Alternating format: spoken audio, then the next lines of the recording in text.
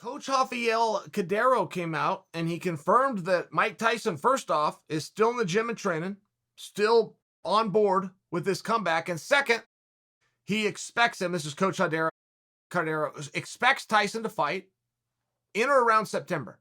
Now, I'm into that whole thing, but I did get a little bit lost. I mean, that had some real momentum. Coming out of the Roy Jones fight had some major momentum.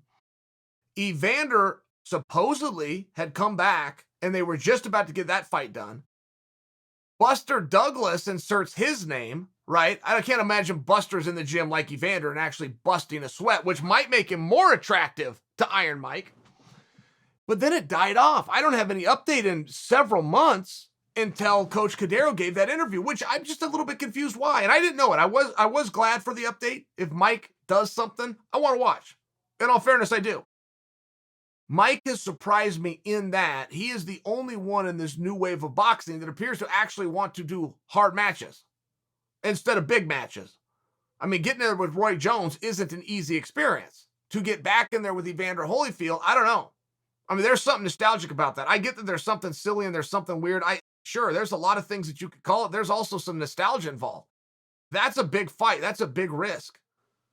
I mean, for those guys and just their own personal ego and for the voice that lives between their ears up here, that's a big deal if they go square off for a third time. Wouldn't matter how old, wouldn't matter what the circumstance. It's real to them, damn it. Okay. Then you've got Oscar De La Hoya. And that's also a meaningful comeback. I mean, there's only been two boxers in the history of time, and perhaps you have to throw Floyd in there at this point, but two boxers in the history of time that can sell by themselves. And it wasn't Foreman, it wasn't Ali, and it wasn't Frazier. It wasn't even Sugar Ray. It's De La Hoya and Mike Tyson. Regardless of who the opponent was, you had a box office smash. They are the only two fighters. It did not matter who their opponent was. And I bring that to you because, like I'm telling you, I'm not going to miss what Mike does next. I'm not going to miss what Oscar does. I might even make a video and tease him a few times. I'm still watching. I'm still interested. Oscar came out, said he was going to fight in May. Now, May, the day never came.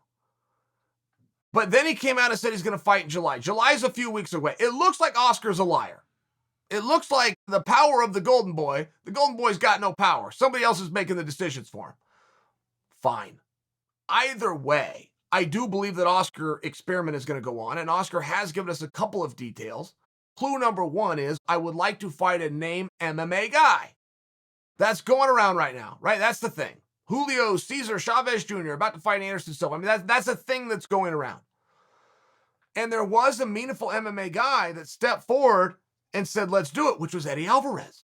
So when I saw that, I believed it. That just makes sense. You're looking for an MMA guy with a name. Boom. You got the former champ right there. Former champ of multiple organizations.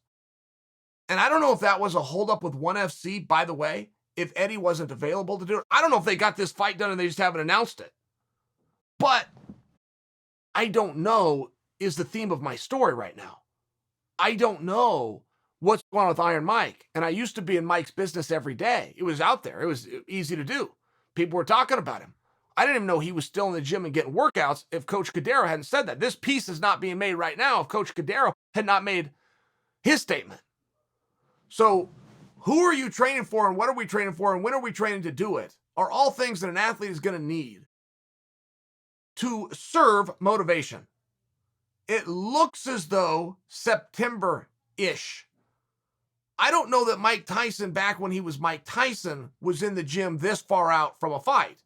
So it sounds like, if we're getting accurate information, we got some real positives going on here.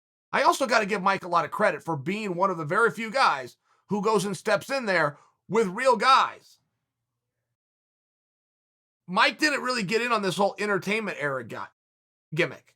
He came back into Roy Jones and is now talking about Evander. I'm just wondering why we're not still talking about it. Genuine question. Where did that go? How did that die off? Who dropped the ball? If Mike is going to fight Evander and both of them were ready to fight 2 months ago, why are they fighting 5 months from now? And there's an answer there somewhere. Somebody isn't organized. That's exactly what your answer is. Somebody needs a whole bunch of time to put on an event. I can pull this off in 1 week, by the way. just to personalize this, you give me Vander and you give me Tyson, I'll have them in a ring a week from now. Somebody's not organized. Somebody doesn't have a plan. Somebody feels that their product isn't good enough to go in August head to head with the Olympics and they've kicked the can to September. I'm only sharing with you. I don't have the answers to this. I think it's weird. I think for any promoter, let something as hot as that topic was completely die away to where we have absolutely no insight on either athlete, Tyson or Holyfield, until a coach randomly made a comment that got picked up by a dirt sheet that I happened to look at.